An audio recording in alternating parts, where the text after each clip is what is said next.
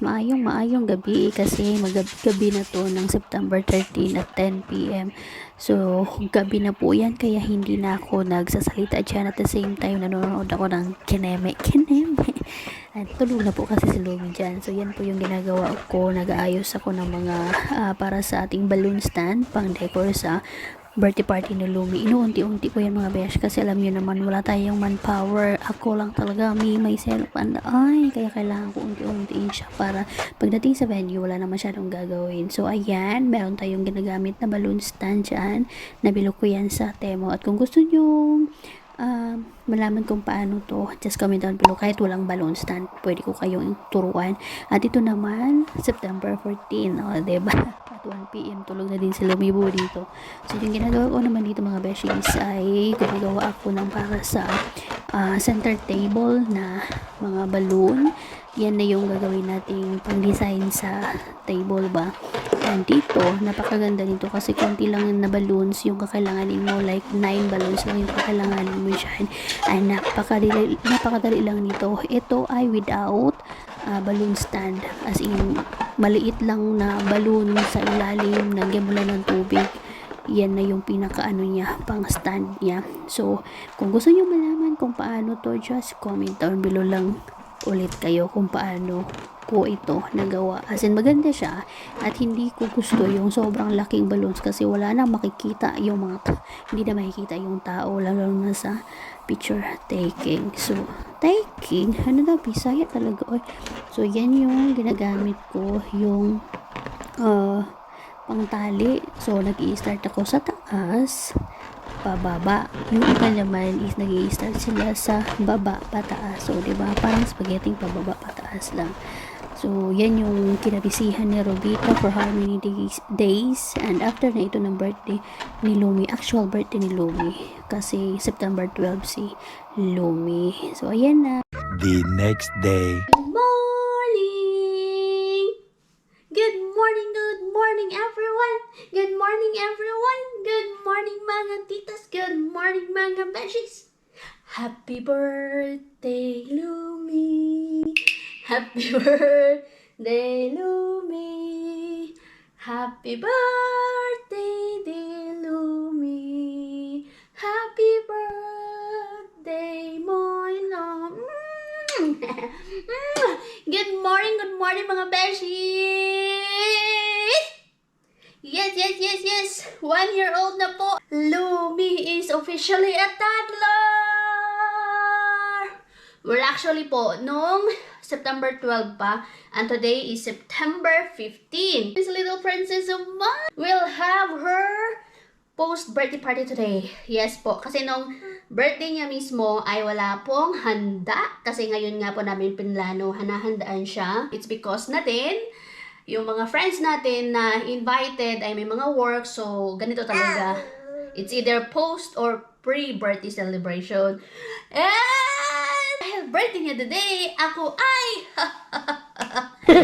sabay ganun. Maniniwala po ba kayo na yung mga nandito sa harapan nyo ay luto ko? Maniwala. Hindi daw siya. Hindi siya naniniwala.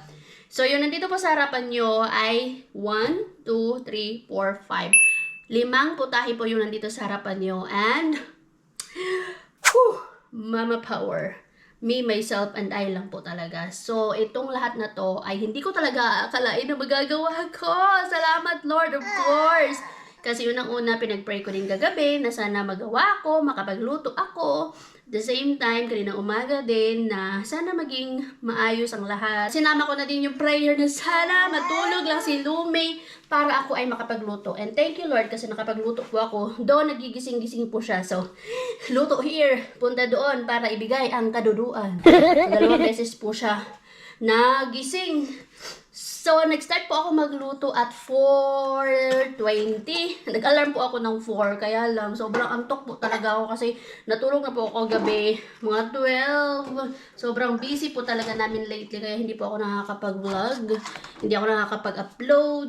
Kasi ito nga po yung pinaghandaan ko. And yun, nagising po ako kanina. Nag-alarm ako ng 4. Pero bumangon ako ng 4:19. So, nag-start ako agad-agad. And thank you Lord kasi itong 5 putahe po na ito ay 5 hours, 3 hours ko lang po siyang niluto. Thank you Lord talaga. Kasi kagabi pa lang inisip ko na po kung paano ko siya mapapadali ba. Kasi ako lang po talaga. Walang tulong po dito si Mr. Yung tinulong lang po niya kagabi is yung pinagbalot ko siya ng 2 carrots. Yun lang.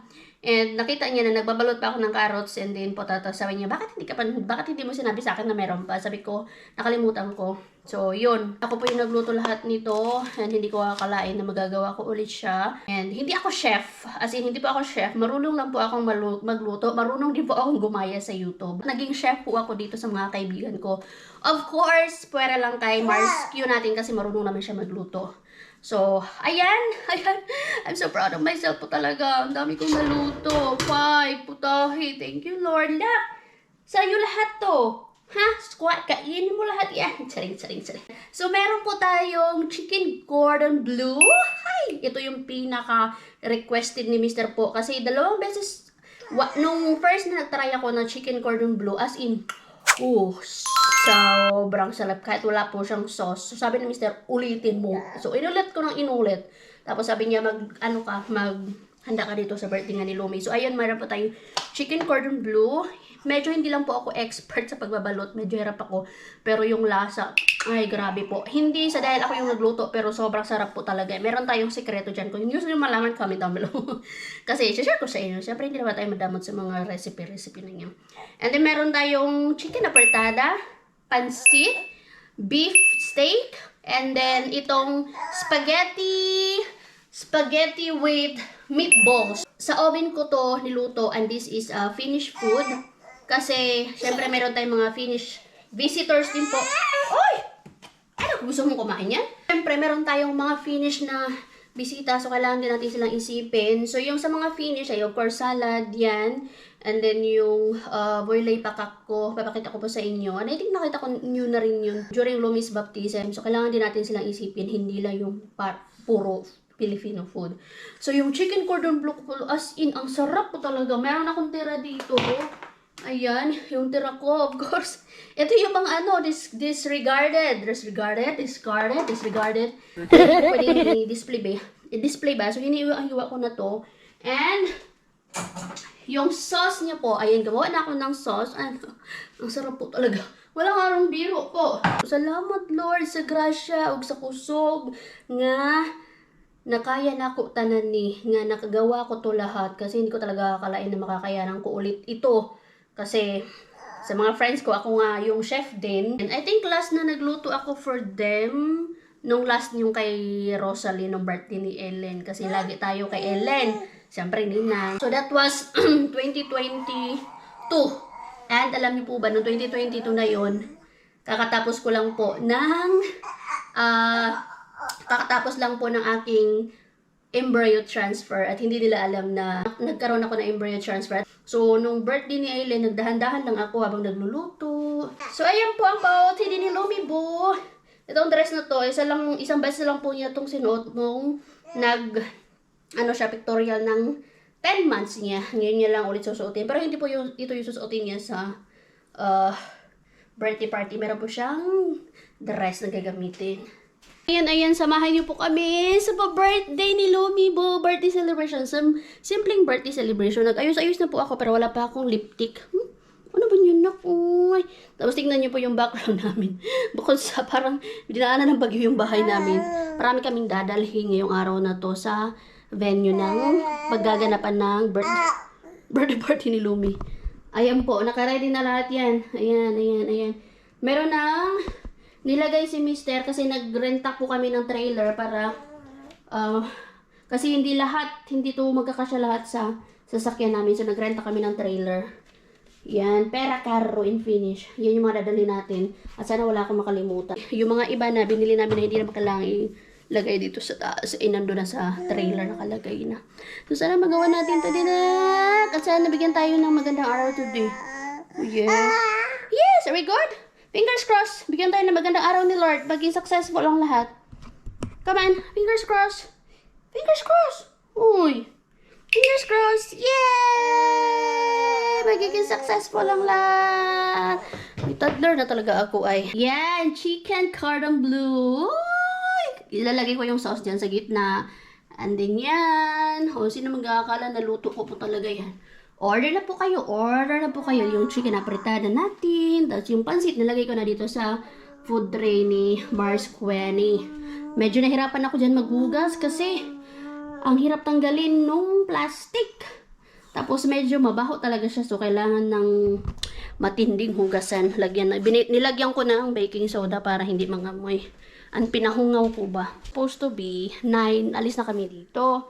Kaya lang, yung ginawa namin ay kinuha niya lang yung susi doon. And then may alis na kami kasi ready naman na lahat.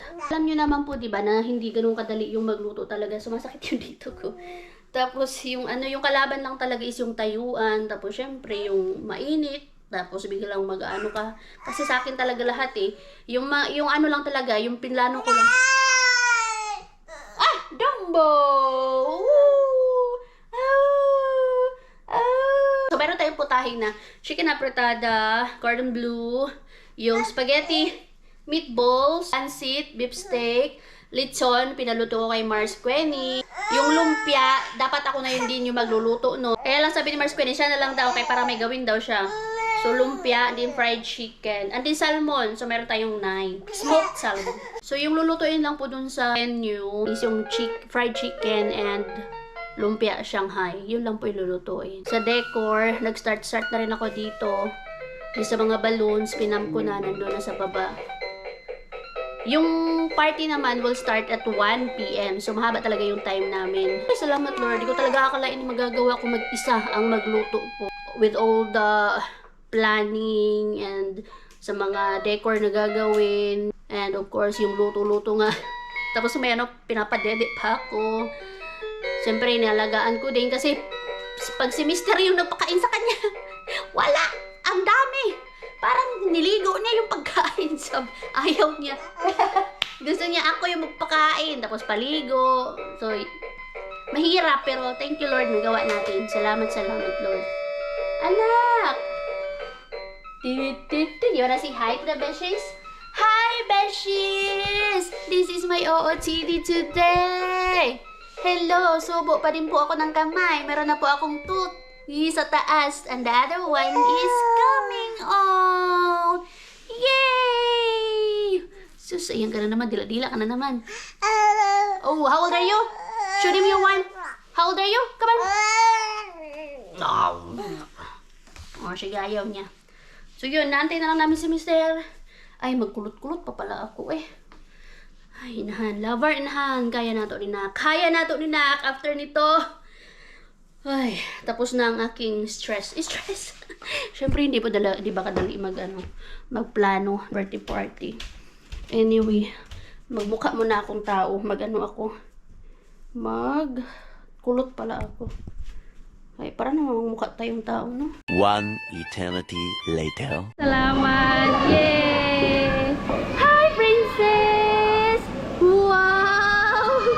Buti na lang dinala ko yan. Picture taking, oh.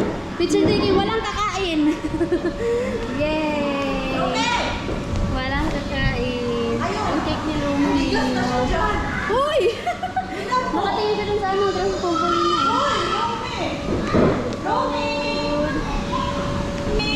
Hi! Look here!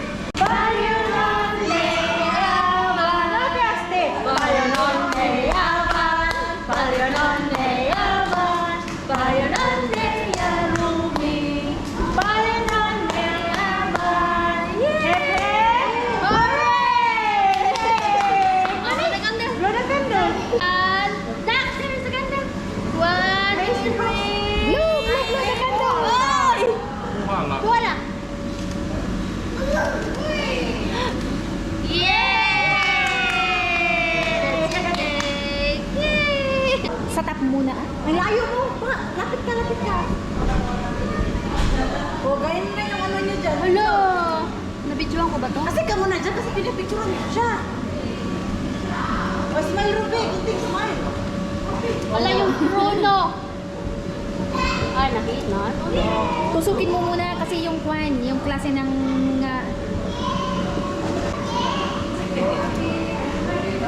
Ang hirap. Tusukin mo muna nga. Ganyan. Ay, ang hirap. Wow. Ayun. Look at the smooth. It's a girl. It's a girl. Yay. Sorry, darling. Ay, adore darling. It's a girl. Yay. Yeah, it's a girl.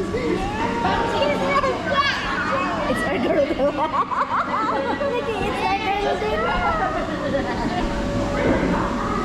Hi. You're happy playing.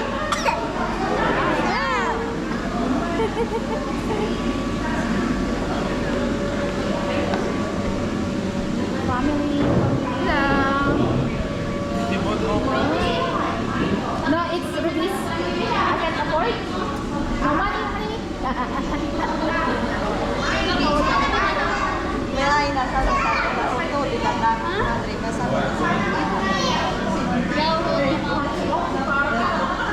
Ito ang silent millionaire namin, no? Wow, grabe naman kung magkaano. Failed.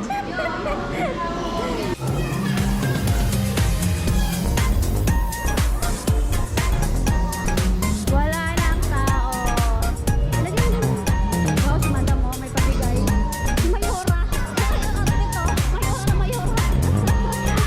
Papa dyan.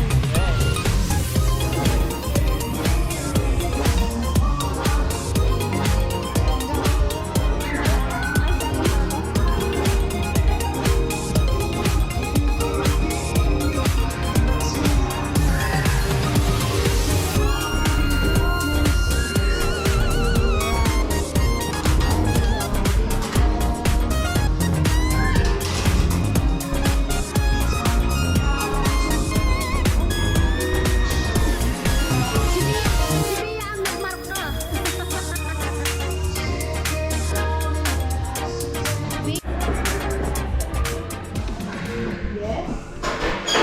Thank you, Yot. Salamat, Yot.